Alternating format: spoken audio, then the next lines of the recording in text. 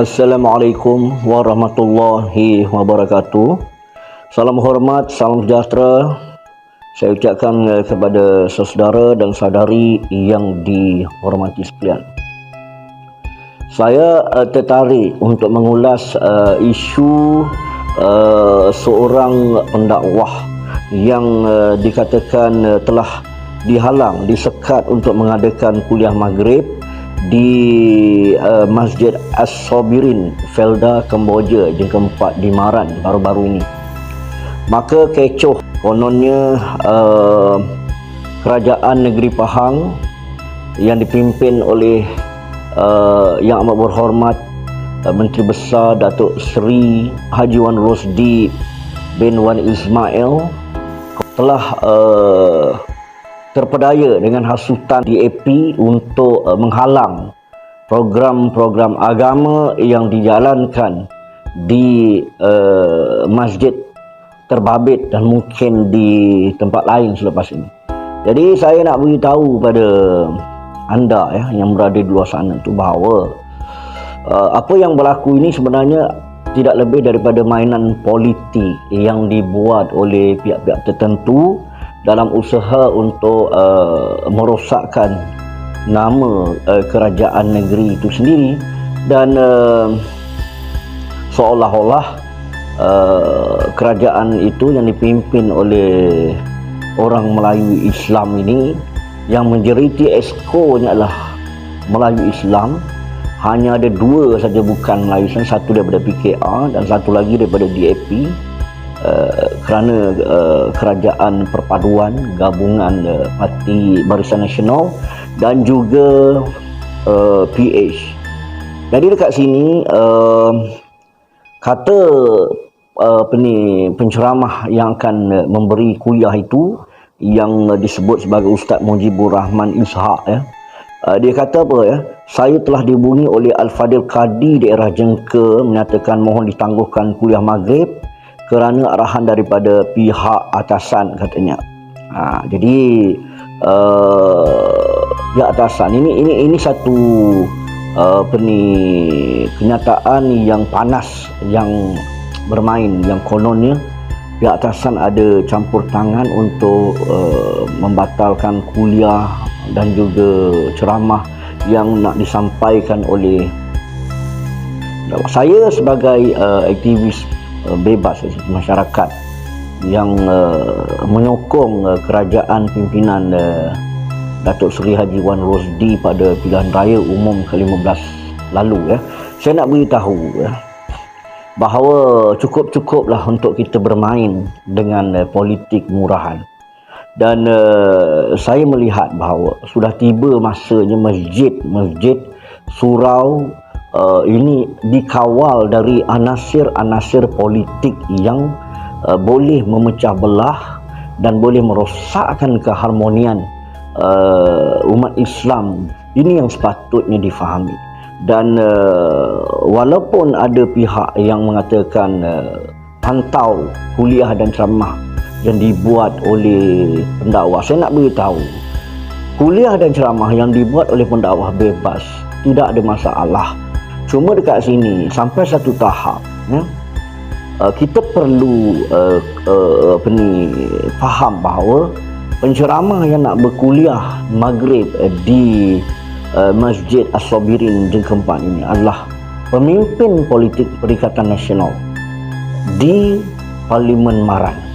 Walaupun sebelum ini memang tidak ada masalah, bagi saya sudah tiba masanya rumah-rumah Allah ini tidak dipolitikkan, dijadikan bahan untuk menyebar, jadi alat untuk menyebar dakwah untuk mempengaruhi rakyat. Memang betul kuliah itu mengikut kitab yang diberikan, saya tidak nafikan, tetapi batang tubuh individu yang nak menyampaikan kuliah ini siapa? Batang tubuh ini siapa? Pemimpin Perikatan Nasional di Maran dan juga calon Perikatan Nasional di Don Ceno menang pada pilihan raya umum ke-15. Dan dakwah ini yang kita tidak mahu didoktrinkan kepada jemaah-jemaah yang bukan semua orang Perikatan Nasional. Ada jemaah daripada Barisan Nasional, daripada Pakatan Harapan yang nak hadir, daripada berbagai-bagai fahaman politik. Kuliah dibuat pada waktu maghrib, kuliah maghrib, kan? Jadi bila kuliah maghrib, biasanya jemaah hadir ke masjid ini, dia tak balik rumah lagi. Lepas maghrib dia tunggu isyak. Jadi bila tunggu isyak ini, bukan semua orang bersetuju dengan kuliah yang disampaikan oleh orang politik. Kena ingat, nak tak nak, ya, Ustaz Mujibul ni adalah seorang pemimpin politik. Pemimpin politik dia boleh berubah-ubah. Contohnya dulu ada orang hentam parti Islam ini, mengatakan parti Islam ini ajaran sesat dan sebagainya. Jadilah terbukti bahawa PAS adalah parti ajaran sesat. PAS, parti ajaran sesat. Bukan parti Islam se-Malaysia, parti ajaran sesat. Dan kalau semua orang ikut PAS dengan ajaran sebegitu, ramai orang Islam akan sesat. Lebih-lebih lagi dia gunakan agama untuk tujuan politik, lagi menyesatkan. Hal ini boleh terima orang tu. Dulu parti Islam ini pernah bersama DAP, bersama dengan PKR, bersama dengan parti-parti yang lain, kan?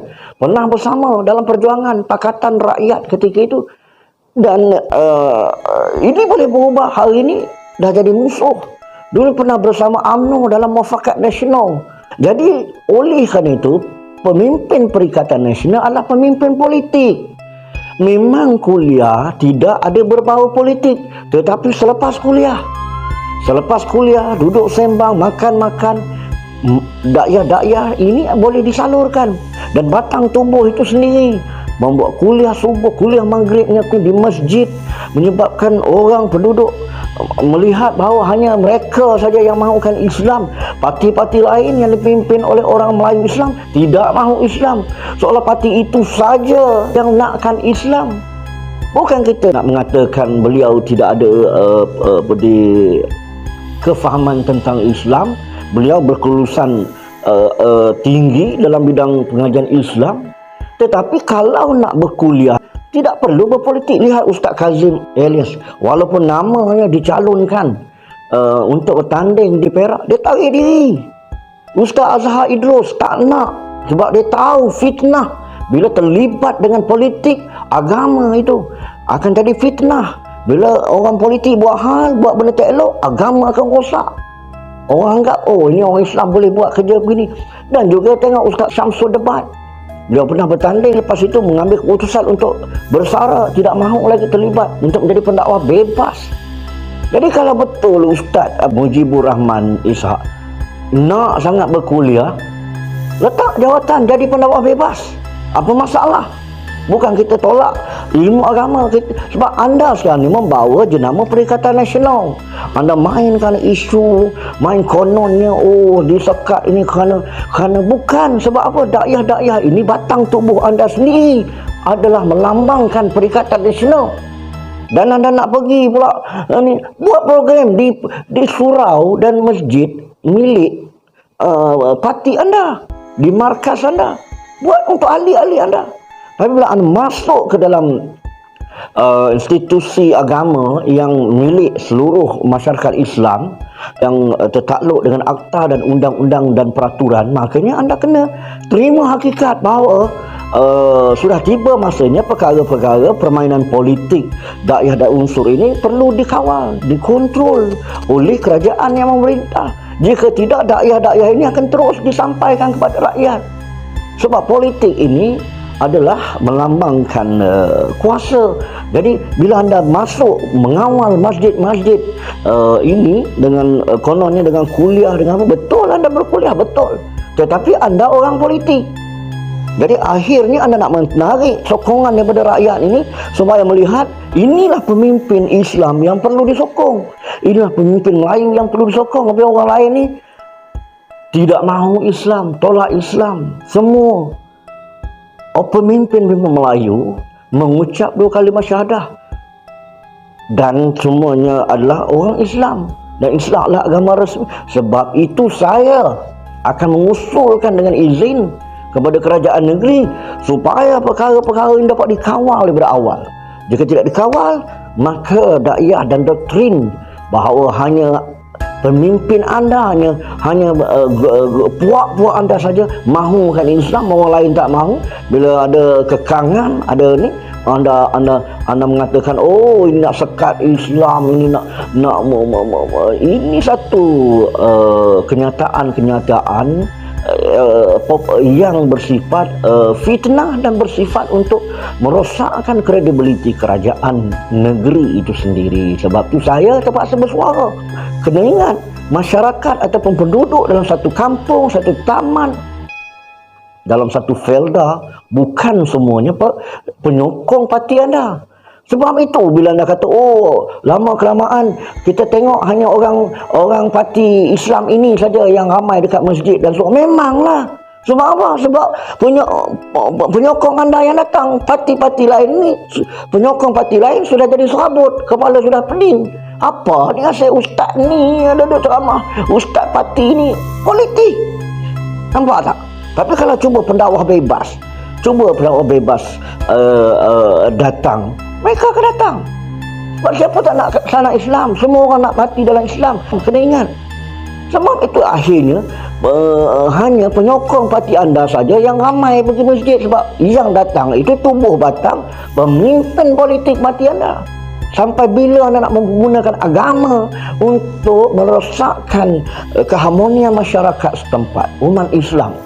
Cukup-cukuplah tu. Nak buat ceramah politik, nak buat kuliah, buat dekat markas masing-masing.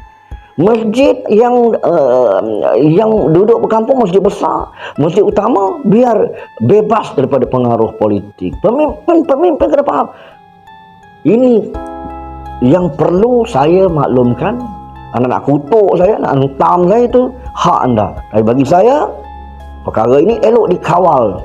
Sekarang, yang dulu dah lepas, yang sekarang elok dikawal daripada terus membiarkan pihak-pihak tertentu yang kononnya lebih Islamik daripada pihak-pihak yang lain untuk menyebarkan dakwah dan doktrin mereka. Kerana Islam itu milik semua. Semoga dengan kenyataan saya ini dapat membuka mata mereka-mereka agar faham bahawa bukan kerajaan negeri nak menyekat, bukan pemimpin pihak atasan nak menyekat, tetapi kita harus sedar bahawa kita berada dalam satu negara Islam yang mana kita tidak mahu unsur-unsur politik. Unsur politik ini bukan hanya tertakluk kepada skrip ceramah yang disampaikan, tapi batang tubuh orang nak menyampaikan tu, kan? Kalau dia datang dari parti-parti politik, itu dah unsur politik. Ini yang saya nak beritahu. Kena faham, kena sedar. Sekadar itu dulu, kita jumpa lagi. Wabillahi taufiq wal hidayah. Wassalamualaikum warahmatullahi wabarakatuh.